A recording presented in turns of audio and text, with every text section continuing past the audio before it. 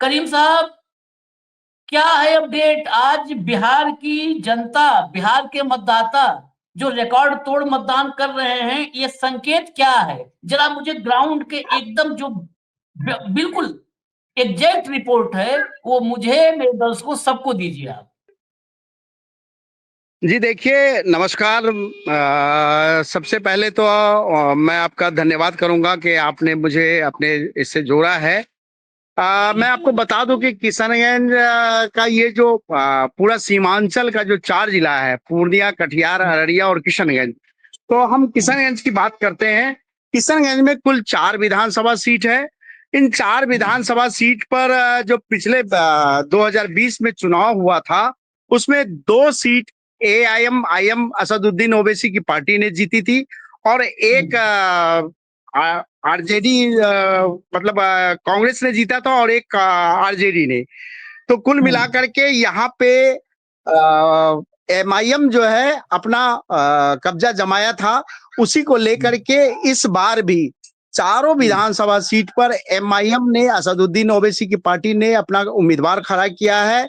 और वोटों का जो ध्रुवीकरण है वो कहीं ना कहीं यहाँ पर दिखता नजर आ रहा है। लेकिन आपको एक बात और भी बता दें कि जो पिछले चुनाव में हाल था वो ऐसा इस बार नहीं दिख रहा है, क्योंकि इस बार जो MIM ने जो कैंडिडेट दिया है और काफी आरोप प्रत्यारोप लगता रहा है कि पैसे लेकर के, और पुराने उम्मीदवार को जो इस पे कार्यकर्ता थे उनको टिकट ना दे करके दूसरे लोगों को दे दिया गया है। तो उसको लेकर के भी काफी हंगामा हुआ था, तोड़फोड़ तक हो गई थी उनके ऑफिस में।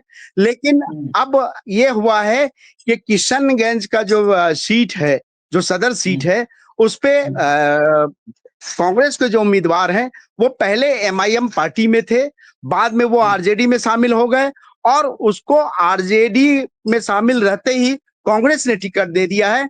तो उनकी छवि और उनका जो काम था, क्योंकि 2019 में जब MIM पार्टी में वो थे और पहली सीट MIM को जो मिली थी, तो यही सीट थी सदर सीट, जिसमें वो जीते थे।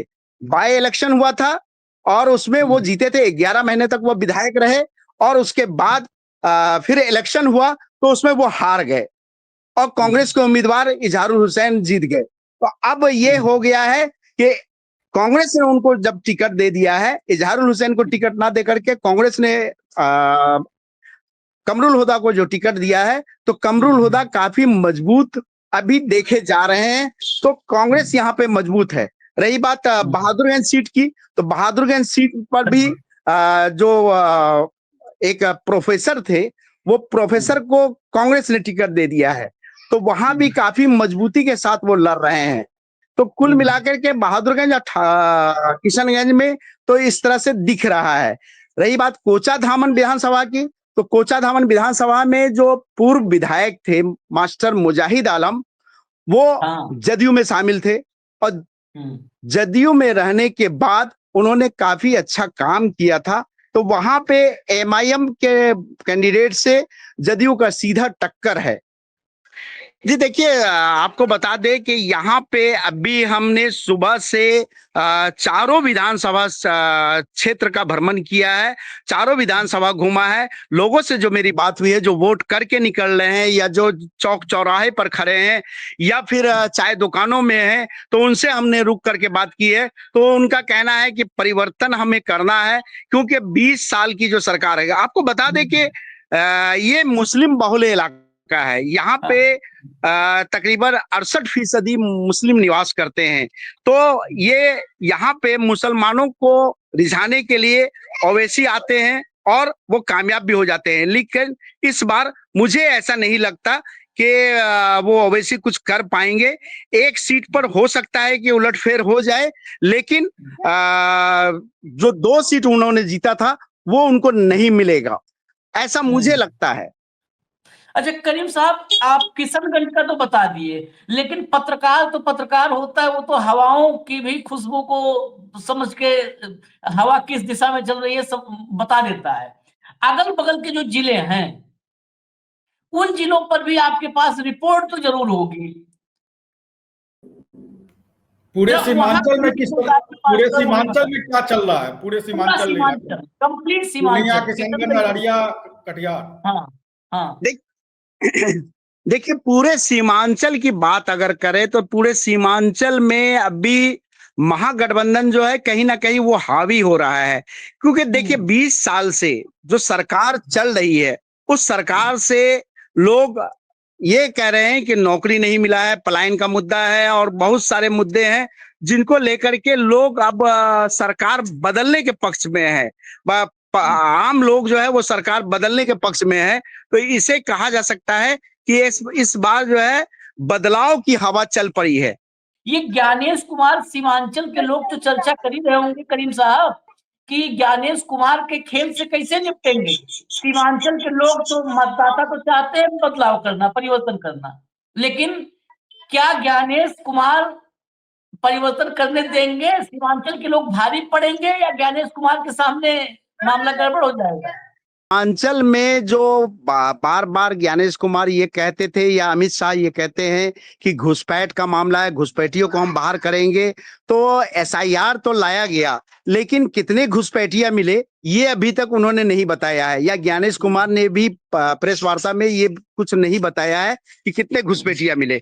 लेकिन यहाँ पे जो मुस्लिम है इन सारे मुद्दों को लेकर के काफी उनमें जोश देखा जा रहा है, आक्रोश देखा जा रहा है कि भाई अब हमें घुसपैठिया तक कहा जा रहा है, सीमांचल को बदनाम किया जा रहा है। तो इसे लेकर के लोग अब वोट दे रहे हैं। सबसे बड़ी बात क्या है कि अभी जो हमने 4 विधानसभा का भ्रमण किया है उसमें हमने जो देखा है कि महिलाएं काफी बढ़ चढ़ करके इसमें इस वोट में शामिल हो रहे हैं।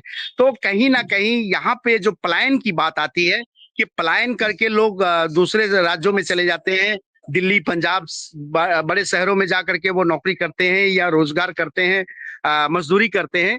तो पलायन के कारण यहाँ पे महिलाएं घर में रहती हैं और पुरुष अभी भी बाहर में हैं। तो ये बड़ी समस्या यहाँ पर है, जिसे देखते हुए लोग जो महिलाएं हैं वो भी वोट कर रही हैं।